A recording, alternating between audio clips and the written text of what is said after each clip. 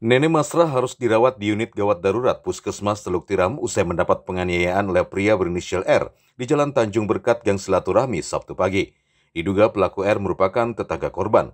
Menurut keterangan Nenek Masrah, diduga pelaku menyerang menggunakan parang saat nenek beserta kakek santai di depan rumah. Buka rumah tuh bang, pendudukan, inya datang tiba menyerang ajanya, menimpas. Langsung datang terus menimpas itu? Menimpas saja kan tuh apa-apa kada bang, tanya-tanya kada, menimpas bang mencancang coy kada ampihan dicancangnya tuh kalau bang bertahan-tahan kada. Kepalanya pian kena di kepala kah? Di kepala kena juga nah. Ditambah ada sama dia gua enggak tangannya.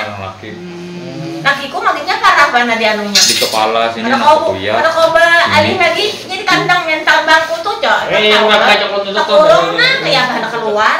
Sementara kondisi kakek Jelani saat ini harus mendapatkan perawatan intensif di Rumah Sakit Sultan Syariansyah karena mendapat luka sobek parang di bagian kepala dan badan kakek. Hingga saat ini polisi sektor Banjarmasin Barat mengamankan R diduga pelaku dan masih menyelidiki motif penganiayaan. Dari Banjarmasin, Alif Hidayatullah, K1net.